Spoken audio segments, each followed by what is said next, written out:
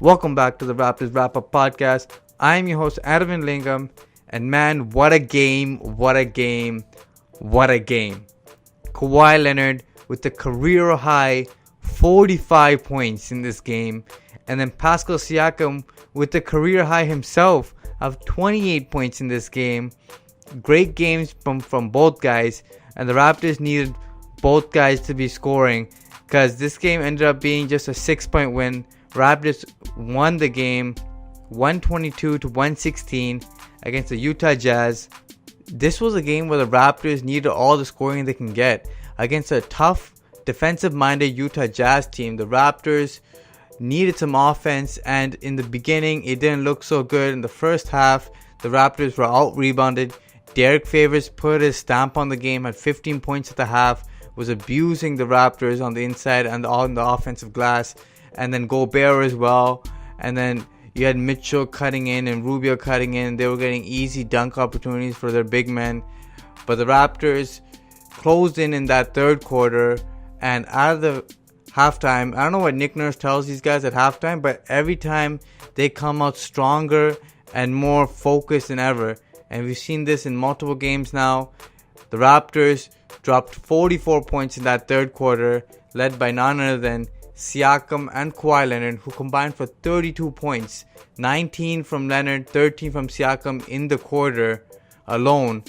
And that's where the Raptors actually blew open this lead a little bit and got themselves a little distance. But it was going back and forth in that fourth quarter. The Jazz did win that quarter, but the Raptors closed it out due to the likes of Kawhi Leonard just unstoppable one-on-one tonight. And then Siakam taking his guys off the dribble was excellent, finishing at the rim tonight. Raptors missed a lot of layups in that game before against the Bulls, but tonight they did a great job of finishing at the rim. Now, to take away what the Raptors did great in this game, Pascal Siakam and Kawhi Leonard, absolutely both unguardable. Kawhi Leonard was double teamed multiple times, like in the last 2-3 minutes to get the ball out of his hands. And he was making the right reads, but Serge Ibaka was just either missing free throws or just not making the right decision at the right times. And the Raptors couldn't capitalize on that, or else this game should have been blown out earlier. But Kawhi Leonard was unstoppable. Reverse layups, getting into the lane, and ones. No three-pointers in this game, but he was earning all his points the old-fashioned way at the line, through contact. He was fantastic. Those reverse layups that he was scoring, unbelievable. And then Pascal Siakam is just so slithery and just moving in the lanes, kind of smooth, just jumps up in the air, and that length helps him really get up high off the glass and just drops it in. Excellent game from both guys. Second point, I would say the Raptors won this game. Norman Powell, his energy off the bench, his relentlessness to attack the rim, hit the three, and just his defense in general, clogging up the lane and guarding Donovan Mitchell. Donovan Mitchell had a poor shooting night once again, 7 of 23. Kawhi Leonard, Danny Green, Norman Powell all did a great job of guarding Donovan Mitchell and contributing to that poor shooting night from Donovan Mitchell. But Norman Powell was fantastic in this game, and his ball handling really helps that second unit get their offense going. The third reason the Raptors did better in the second half, I would say, is the rebounding. Derek Favors was abusing them in the first half, but the Raptors did a better job rebounding. And also, the fourth point, their fast break. The Raptors had 0 points scoring in the fast break in the first half, but in the second half, completely different situation. Raptors attacked, and that's how they built that lead. The fast break is super important for this team, and they have tons of athletes, so the Raptors got to force some turnovers and get on the fast break. Now, key points about this game and whatever's been going on with the Raptors lately. First off, Van Vliet gets hit hard, driving to the lane and kicking out for a Siakam 3.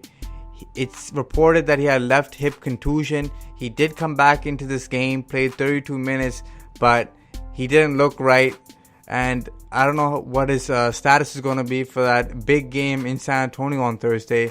So if Van Vliet goes down, this team cannot lose any more guys. It's going to be tough. because then you don't have Lowry. Lowry's now out for an extended period of time too now, with some injections in his back. So it doesn't look like he's going to play on Thursday as well. So you're going to miss Lowry, and you might miss Van Vliet, but it hasn't been reported yet. And also, third, the Raptors pick and roll offense is terrible. They cannot get good shots. The shots that Serge Ibaka usually gets at the elbow, where he's money, he barely got those opportunities tonight.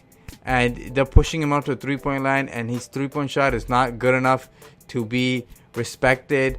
And honestly, that's the shot that the Raptors were killing teams on, with that elbow jumper from Serge. But Serge struggled again, 3 of 10 tonight. Just a tough matchup when you guarded against, by Rudy Gobert, who's one of the best centers in the NBA. So it makes sense he's going to have a low-scoring night. The last point I gotta say is the Raptors' number of assists has gone down once again.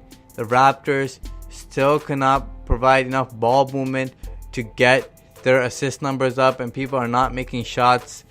But it was the isolation that was really helping the Raptors tonight, because Leonard and Siakam were killing their defenders one-on-one, which it did work in this game, but it won't last against the better teams. So the Raptors cannot fall in love with this isolation plays. They got to get some ball movement, some back screens, some pick and rolls. Just got to get better looks.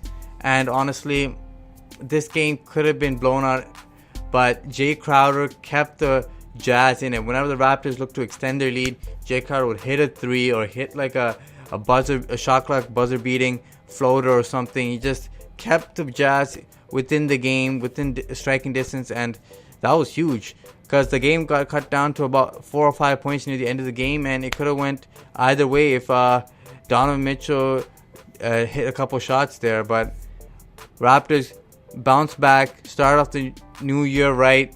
Happy New Year to all you Raptor fans out there. But the Raptors got to take care of business in San Antonio. This is a huge game, highly anticipated. Kawhi Leonard's return to San Antonio. I don't know if he'll get booed.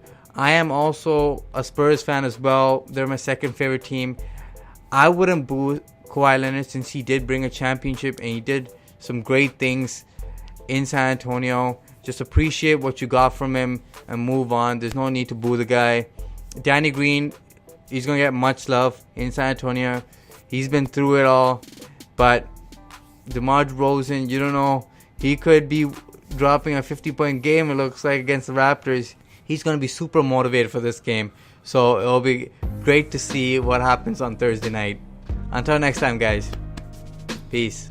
Make sure you guys like, share, and subscribe to the Raptors Wrap Up. Smash that like button, guys. Until next time. Deuces.